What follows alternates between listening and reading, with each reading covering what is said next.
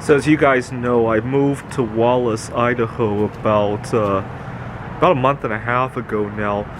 And Wallace is actually my fifth city in just 9 months, if you can believe it.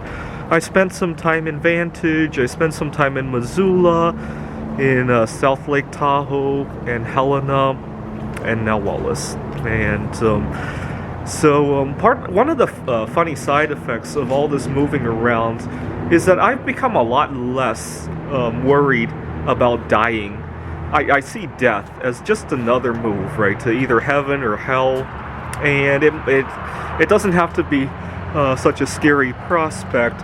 And in the last few years of my life, I have seen 4 of my friends make that journey. And now that some of my friends have made the journey, it doesn't seem such a big move anymore. It's just like seeing a friend who moved to Montana or Texas or anywhere else, right? I thought about earlier, before the winter hit, I was thinking about moving to Amarillo, Texas. I have wintertime depression, but then I realized that this Rocky Mountain area has treated me so well, and who knows what another part of the country is going to bring. I'd rather live somewhere where I can feel safe. I run into a lot of bias and discrimination because of my family status. Go watch some of my videos on that. And that was my big fear, no matter where I moved. And I realized that, at least in Idaho, I probably am not going to run into that. So I chose the safer bet.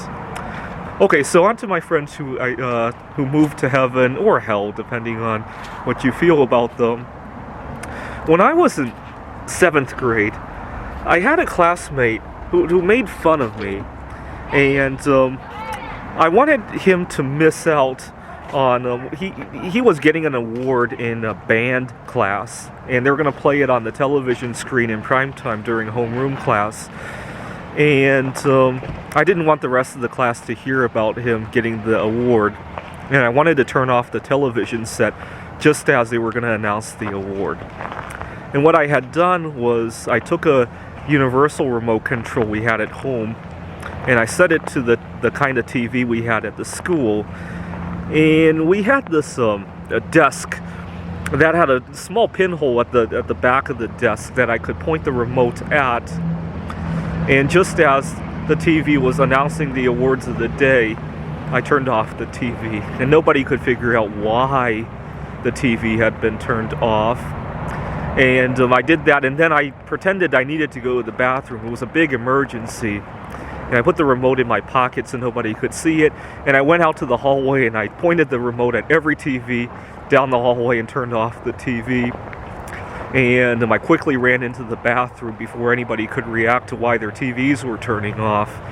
And to this day, I don't think anybody figured out who had done that. But he and I just had major competition issues with the rest of the class, and I took it out on him that time. He still doesn't know. Unfortunately, he's gone now, so I can't even confess to him. One time, I had borrowed his calculator during class, the same friend, and he got upset that I had gotten something dirty on his calculator. I can't remember what it was. Given that I used to have a binge eating problem, I'm not surprised. But another time, I had learned. You gotta understand, I was going to college part-time as well by this point. I had learned how to test the hardness of various materials by scratching it with a crystal. And I had picked up a rock that I had found in our driveway to use as the testing material. And I scratched my classmate's calculator, and he got so upset. And he never let me even look at his calculator again. I was just trying to make fun of him because he was upset at me getting something dirty on his calculator. Okay, and then I had another friend. He and I had a good sense of humor.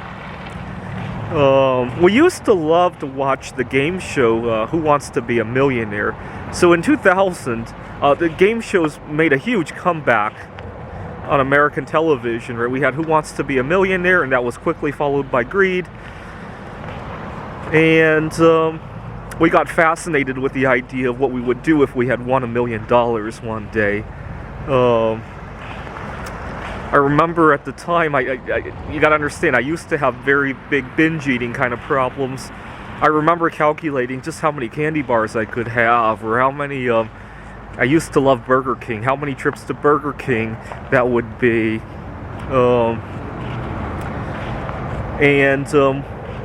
One year we had a fundraising at the school where we had raised a lot of loose change to do something at this. I can't remember what it was. Some kind of a playground equipment or something like that. And this cafeteria had this giant container just full of change.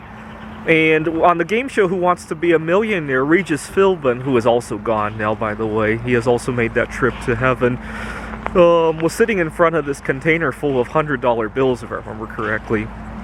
And so my friend and I, we thought that container in the school cafeteria was like $1 million. And we would sit at the table next to it and ask each other trivia questions, pretending like we were on Who Wants to Be a Millionaire. And we came up with very interesting questions. And then one day I finally asked my teacher just how much money there is there and what kind of equipment we could buy with it. And I said, is that like at least $1 million? And our teacher was like, no, you're dreaming. And I wasn't. I really thought it was like $1 million because I had never seen that much money in one place before. And I asked my teacher, how much was it? And she said it was like $1,000 or $2,000, and we still got a long ways to go. That's why we're still collecting.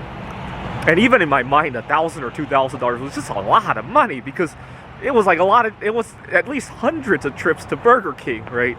And so that's all I would think about, right? And we were disappointed.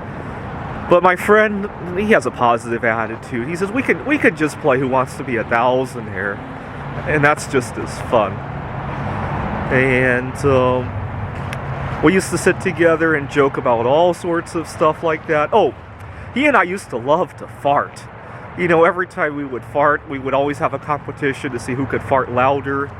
And I think I accidentally pooped my pants one time trying to do that with him. And he wasn't upset about that. He just made fun of me that I missed the class one day because I had to go out because I had pooped my pants. That's all. We still continued to fart after that. And one day, our teacher had asked us to think about something, and she was like, before I give you the answer, because you're going to really kick yourself. And I had never heard the expression, and my friend had never heard the expression kicking himself either. And I asked my friend if he would kick himself because I wanted to see the image of what it's like to kick yourself. And he stood up, and he picked up one leg, and he went, and kicked himself. And we both laughed at that. We had never heard the expression to kick yourself. And I wonder if he's kicking himself for going to that event or whatever it was a few months ago that led to his death, his trip to heaven right now. He died of COVID-19. 4 years ago, unfortunately, I had to break up with, well, this is actually 6 years ago now. Sorry, I kept the time is flying so fast in my life recently. 6 years ago, I broke up with a girl because she wanted children, and when I went to see her, I got to see her grandparents. Kind of awkward thinking about it now. Nowadays, you would never dream about seeing extended family, especially elderly extended family member. But she passed away not long after we had broken up. So the very last image of her grandmother was that her granddaughter had broken up over a dispute about children. Probably not the best impression to leave her. Unfortunately, her grandmother never saw her meet somebody else and now get married, and I think she's pregnant now. So unfortunately, she missed out on all of that. But I left a good memory of that. I got to mingle with her family one last time before we broke up. The friend I was talking about who like scratched his calculator, unfortunately, he injured himself playing basketball and got addicted to painkillers. Now, after he passed away, this was 2 years ago, I went into a serious panic because I worried if I ever got into a car accident or some kind of sporting injury. I love to take long distance walks, that if I were unconscious, people would give me painkillers. I wanted to put in my medical directive to not give me painkillers. I never really got around to that. But you know what? I'm not so panicked anymore because this past year I corrected a number of addictions in my life, and I don't feel like painkillers would be something I couldn't get over anymore. I still want to look into the idea of putting some notes in there, but I'm not so gung-ho about avoiding it at all costs anymore. After all, life has to be enjoyed too. And then I had another classmate in college. He was a good friend. I didn't realize it at the time. I was going to college part-time when I was 16 years old, and there was a girl in class that I liked, and I didn't know what to say to her, and I got really nervous when I saw her. And I confided about how nervous I was with my friend, and I told him, if we're walking down the hallway and you see her before I see her, to give me a warning so I can hide, because I'm not ready yet.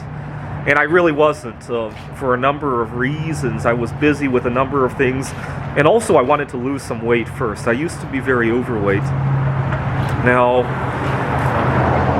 he did that for a few times. He would warn me, and I would make a run for it, hide, and then he helped me compose an email to her to begin.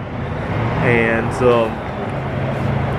he actually asked me to write a draft of the email first, and what I wrote was complete garbage, but he didn't say it that way. He said, well, we can make it better, and then I looked, and his email was very different than my email, but that was good. I never got to see that girl. She never responded to the email.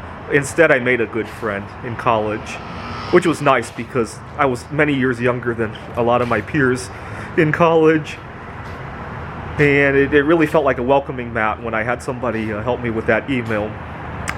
And unfortunately, his attitude with helping me is probably what cost him his life this year.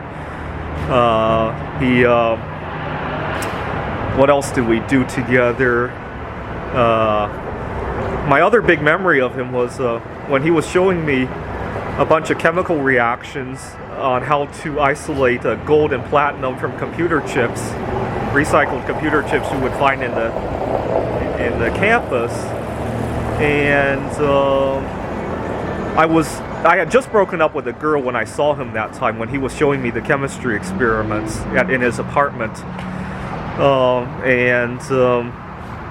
He knew I had just broken up with this girl, and he knew a little bit about the girl. He was telling me about these chemicals that he had reacted with the computer chips, and I asked him, well, where do you buy this stuff?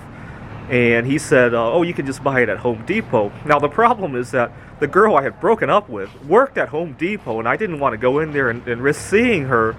And I was like, no. And he said, oh, just go to Lowe's. Don't go to Home Depot. And it gave me a nice, warm, fuzzy feeling that he cared about me, and he even knew a little bit about who I was dating. And it just gave me a nice, warm, fuzzy feeling. And unfortunately, this is the kind of attitude that probably cost him his life this year. You know, he's just very friendly with everybody he comes into contact with. And of course, he mingled with the wrong person and caught COVID-19. And obviously, he probably, the other reason that this kind of attitude probably cost him his life is that he doesn't like to rock the boat. You know, if somebody offers him food, even if it might poison his immune system, you know, if he's having a good time, he doesn't want to take a few moments to go wash his hands. That's the kind of attitude he has. And I can see what it might have led to. Anyways, four very nice people. They've all made the trip, and I've traveled quite a bit. Maybe heaven or hell will just be another vacation destination during this binge vacation year of 2020, right? This chronic vacation, and doing everything remotely from anywhere on the planet and maybe even beyond, right? Thanks for watching.